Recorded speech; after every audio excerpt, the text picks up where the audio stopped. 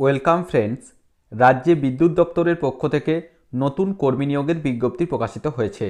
তো আজকের এই ভিডিওতে আমরা সম্পূর্ণ বিষয় নিয়ে আলোচনা করব।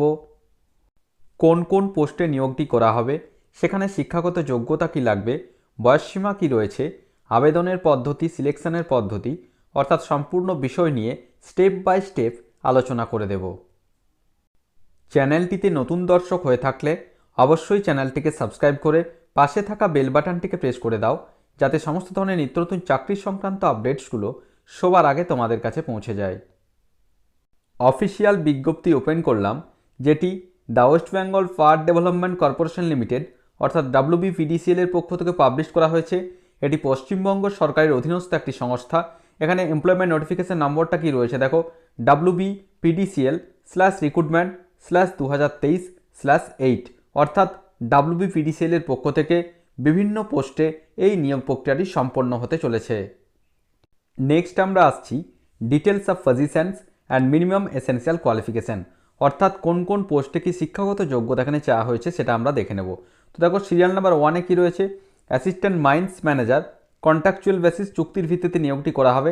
টোটাল ভ্যাকান্সি রয়েছে 46 এডুকেশন কোয়ালিফিকেশান কি চাওয়া হয়েছে দেখো, ডিগ্রি ইন মাইনিং ইঞ্জিনিয়ারিং, অর্থাৎ মাইনিং ইঞ্জিনিয়ারিংয়ে যদি ডিগ্রি থাকে বি বা বিটেক, অথবা AMI in mining engineering from any institute approve or recognized by the UGC AICTE with first class, second class manager certificate of competency under the CMR, অর্থাৎ যেটা বলা হচ্ছে দেখো, মাইনিং ইঞ্জিনিয়ারিং যদি degree থাকে এবং তার সাথে সেকেন্ড ক্লাস ম্যানেজার সার্টিফিকেট যদি থাকে নির্দিষ্ট সংস্থা থেকে, তাহলে অবশ্যই এখানে অ্যাপ্লাই করা যাবে। অবশ্যই সেই সাথে কিন্তু 1 ইয়ার পোস্ট কোয়ালিফিকেশান এক্সপিরিয়েন্স থাকতে হবে। কোল মাইনে 1 ইয়ার পোস্ট কোয়ালিফিকেশান এক্সপিরিয়েন্স অবশ্যই থাকতে হচ্ছে।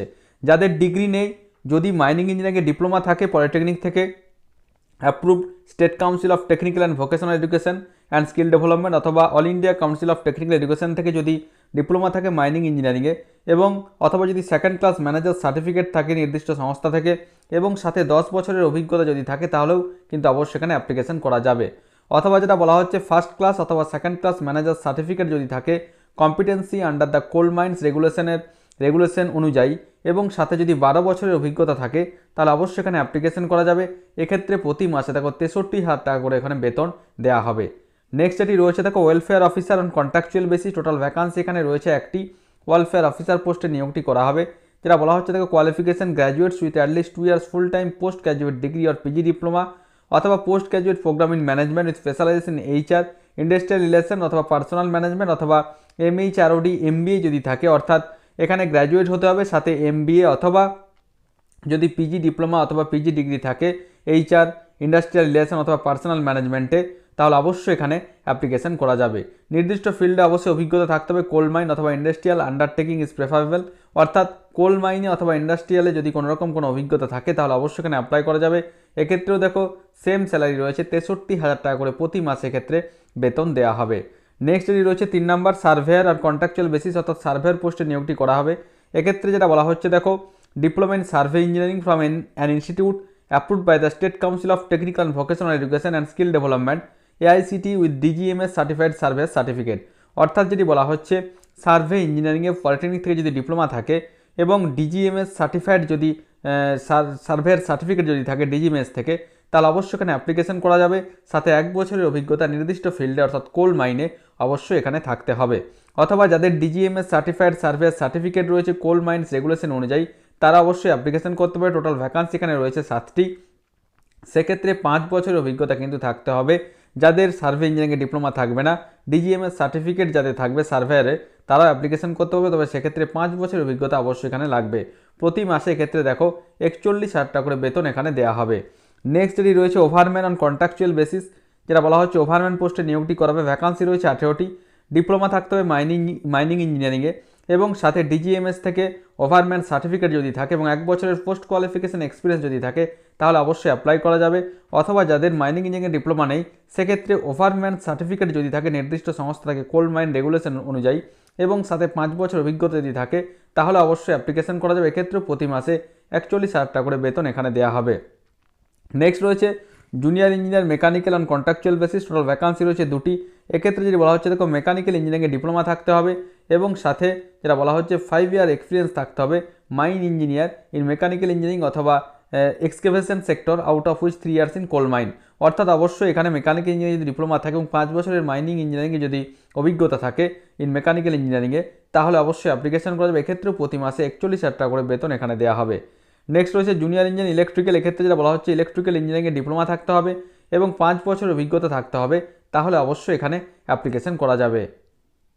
এখানে দেখো পোস্ট অনুযায়ী বেতনগুলো দিয়ে দেওয়া রয়েছে, অর্থাৎ এক্ষেত্রে 63,000 টাকা বেতন তো উপরে দেওয়া হলো, তার সাথে এইচআরএ অর্থাৎ হাউস রেন্ট অ্যালাউন্স 8,980 টাকা এবং মাইন্স অ্যালাউন্স প্রতি মাসে 5,000 টাকা।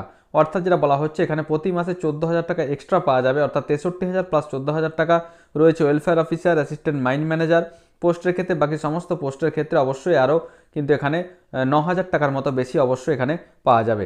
নেক্সট আমরা আসছি, দেখো এজ লিমিট কী রয়েছে, যেটা বলা হচ্ছে maximum 55 years as on 1 November 2023 হিসাব অনুযায়ী সর্বোচ্চ 55 বছর বয়স পর্যন্ত অবশ্যই এখানে অ্যাপ্লিকেশন করা যাবে।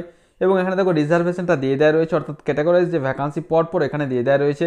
সেক্ষেত্রে দেখো অ্যাসিস্ট্যান্ট মাইন্স ম্যানেজারের ক্ষেত্রে 46টি ভ্যাকান্সির মধ্যে আনরিজার্ভ 12টি, এভাবে কিন্তু পরপর যে ক্যাটাগরিজ ভ্যাকান্সি সেটা কিন্তু এখানে উল্লেখ করা রয়েছে। নেক্সট আমরা আসছি সিলেকশন প্রসিডিওরটা কী রয়েছে। Candidate shall be shortlisted from the application receive for personal interview two be held in Kolkata only.